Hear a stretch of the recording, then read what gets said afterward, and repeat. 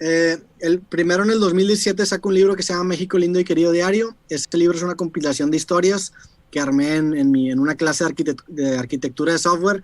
Hice una página de internet, le dije a la gente que me contara historias de su vida y compilé 48 historias en un diario colaborativo. El segundo libro, que es el creativo, yo, pues digo, obviamente con los podcasts empiezo ya a absorber distintas ideas de distintas personas. Yo siempre he sido muy obsesivo en el sentido de que antes de tener el podcast, si un artista me gustaba mucho, yo me clavaba y veía sus entrevistas y como que me gustaba entender el proceso creativo que lo llevaba a crear ciertas piezas de contenido, ciertas canciones, ciertas películas. Entonces, siempre he sido muy clavado con ese proceso.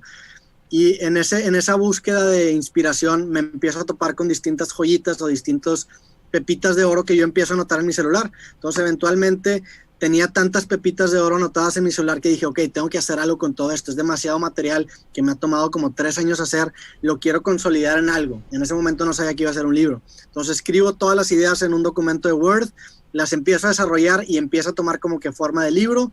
Después las acomodo para que tengan como que un sentido narrativo y así nace creativo. Y encontré en ese descubrimiento orgánico que esa es la forma en la que me gusta trabajar. El próximo libro que voy a sacar, agarré el mismo proceso. Empecé a escuchar cosas que me gustaban, leer cosas que me gustaban, las anoté en el celular. Cuando llegué a 100 ideas dije ya, y las empecé a desarrollar y empezar a hacer capítulos. ¿Cuál crees que ha sido tu mejor entrevista? Voy a irme por parte, no tu mejor invitado. Tu mejor entrevista que diste, chinga, esta entrevista me dejó mucho mensaje, me llenó la entrevista como tal. Pues no sé, digo, ahí dependiendo de qué es lo que me gustaría valorar, o sea, algo que me gusta mucho de ciertos podcasts es que gracias al podcast, o sea, yo conozco mucha gente gracias a mi podcast y tengo grandes amigos ahorita que conocí literalmente grabando un episodio de podcast. Entonces, para mí esas son las mejores entrevistas, porque es gente que literalmente ahorita es bien importante en mi vida y lo conocí a raíz de un podcast. En tema de reto intelectual o algo así, pues no sé, me gusta toparme con gente que piensa distinto a mí para intentar platicar y en lugar de intentar atacarlo como llegar a un ejercicio dialéctico en el que él puede defender su punto y yo puedo de cierta manera entender por qué piensa así y viceversa.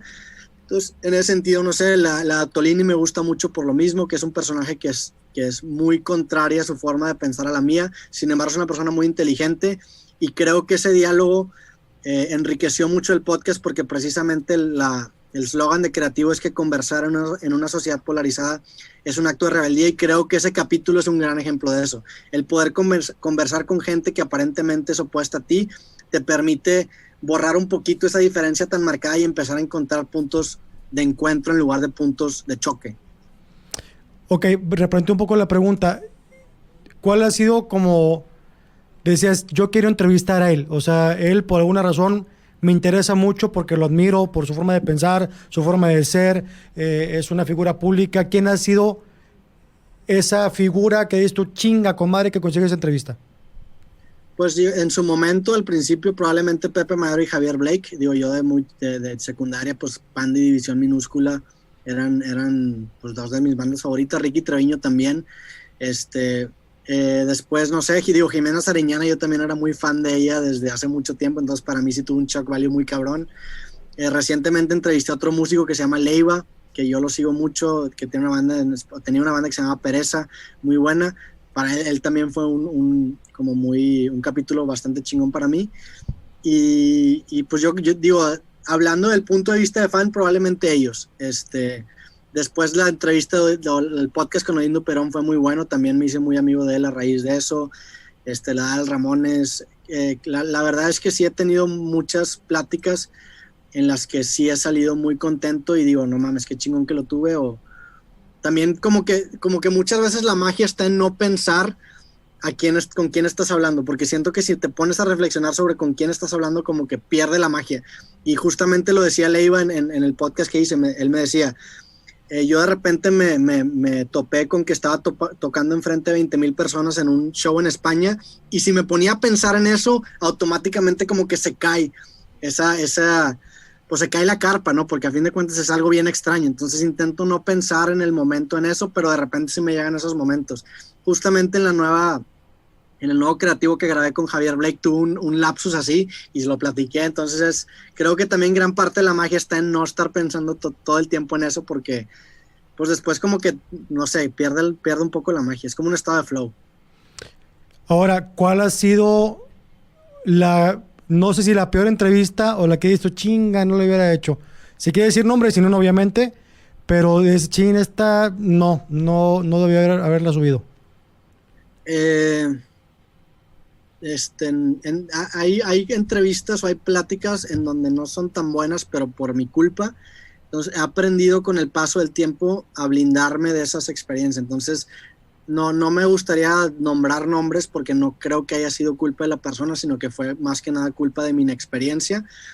Pero pues sí, hay varios casos, por ejemplo, y de repente volteo a ver a mis primeros capítulos y estaba yo más enfocado en que las cámaras no se pararan o en que el audio no se parara, que estar poniendo atención a la conversación. Entonces como que no me gustó tanto esas primeras pláticas. Ahorita que ya tengo un poco más todo sistematizado, ya me puedo concentrar de lleno en las pláticas y por ende las disfruto mucho más y son mucho mejores. Entonces probablemente las primeras pláticas, algo que, o sea, me acuerdo que grababa mis primeros podcasts y era como un salto de fe decir, puta, ojalá que todo esté grabando y ojalá que nada se corte, porque... Y eso me distraía mucho. Entonces mis primeros podcasts batallo mucho en verlos por eso. ¿Cuál crees que ha sido tu mejor pregunta a un entrevistado? Que dices tú, chinga, me mamé con esta pregunta.